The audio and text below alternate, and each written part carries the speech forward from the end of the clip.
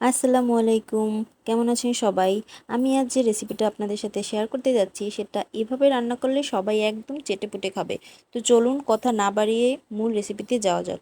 আমি এখানে একটি কড়াইতে তেল দিয়ে দিয়েছি। তেলটা কিছুটা গরম হয়ে এলে এখানে আমি পেঁয়াজ দিয়ে দিয়েছি। পেঁয়াজটা কিছুটা নেড়ে চেড়ে একটু নরম হয়ে আসা পর্যন্ত ভাজতে থাকবো, তবে অতিরিক্ত ভাজা যাবে না। তারপরে আমি এখানে রসুন দিয়ে দিচ্ছি, রসুন কুচি দিয়েছি। তো এখানে আমি একটু লবণ দিয়ে দেবো। লবণ দিলে হয় কি পেঁয়াজ রসুনটা একটু তাড়াতাড়ি নরম হয়ে যায়। লবণ দিয়ে আমি আবার নেড়ে চেড়ে নিচ্ছি। তো আপনারা গেস করুন এ পর্যায়ে আমি কি রান্না করতে যাচ্ছি। আমি এখানে হলুদ দিয়ে দিয়েছি 1 চা চামচ। এখানে আমি ওই গুঁড়ো মরিচ দিয়ে দিচ্ছি, এক এক চা চামচ গুঁড়ো মরিচ দিয়ে দিয়েছি। এবং হলুদ মরিচটা আমি পেঁয়াজ রসুনের সাথে একটু নেড়ে চেড়ে মিশিয়ে নেব। ভালোভাবে মেশাতে হবে এবং একটু ভেজে নিলে কালারটি একটু ভালো আসে আর কি। তো আমি এখানে চিংড়ি মাছ দিয়ে দিয়েছি। আপনারা একটু বেশি চিংড়ি মাছ দিলে আর কি খাবারটা খেতে মানে রান্নাটা খুব বেশি মজা হয়। তো আমি চিংড়ি মাছ দিয়ে দিয়েছি, সাথে নেড়ে চেড়ে নিচ্ছি এবং এতে কাঁচামরিচ অ্যাড করে দিচ্ছি। কাঁচামরিচ দিয়ে আবার একটু নেড়ে চেড়ে নেব। খুব ভালোভাবে নেড়ে চেড়ে মিশিয়ে তারপরে আমি ভালোভাবে নেড়েচেড়ে মিশিয়ে নেব এবং এটা একটু ভুনে নেব। আর এটা খুব ভালোভাবে কষিয়ে নেবেন। একটু ভালোভাবে কষিয়ে নিলে খাবারটা খেতে বেশি মজা হয়। তো আমি এটার ভিতরে ডাঁটা আর কিউব করে কাটা আলু এটা দিয়ে দিয়েছি।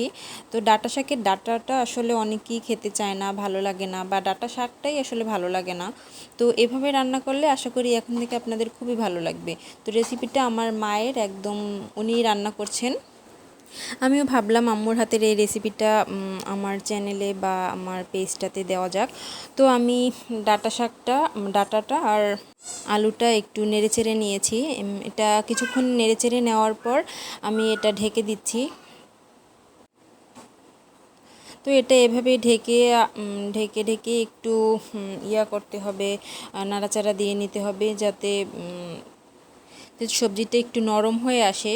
তো এখানে দেখতে পাচ্ছেন কিছুটা পানি নিচে জমা হয়ে গেছে। এটা আসলে আমি কোনো পানি অ্যাড করিনি, নিচে ডাটা থেকে যে ঝোলটা বেরিয়েছিল ওটাই আর কি, ওটা দিয়েই আমি এখন পর্যন্ত এটা নেড়েচেড়ে নিয়েছি। তো তরকারিটা এই পর্যায়ে খুব ভালোভাবে কষিয়ে নিতে হবে। যত ভালোভাবে আপনি কষাতে পারবেন তত তরকারির স্বাদটা বেড়ে যাবে। তো এ পর্যায়ে এসে আমি সামান্য একটু পানি অ্যাড করে দেব, এতে অল্প একটু পানি অ্যাড করে দিব। এটা কিন্তু এত বেশি পানি দেওয়া যাবে না, মানে কি আপনি যতটুকু ঝোল রাখতে চান এটা তার থেকে একটু বেশি ঝোল দিতে হবে না। অবশ্য দেখতে পাচ্ছেন আমি কিভাবে দিয়েছি যে আমি অত বেশি ঝোল রাখবো না। তো এটা ডাটাটা কিছুটা একটু নরম হয়ে এসেছে এবং এটা সিদ্ধ হতে তো আরও সময় লাগবে, আরও হবে, আরও সিদ্ধ হবে। তো দেখতে পাচ্ছেন আমার রান্নাটা প্রায় হয়ে এসেছে। তো এভাবে ডাটা রান্না করলে আমার মোটামুটি ভালোই লাগে। তো আপনারা কে কীভাবে বাসায় ডাটা রান্না করেন সেটা আমাকে অবশ্যই কমেন্ট করে জানাবেন। তো ভালো থাকবেন, একটা লাইক দিয়ে আমাদের সাথেই থাকবেন। আল্লাহ হাফেজ।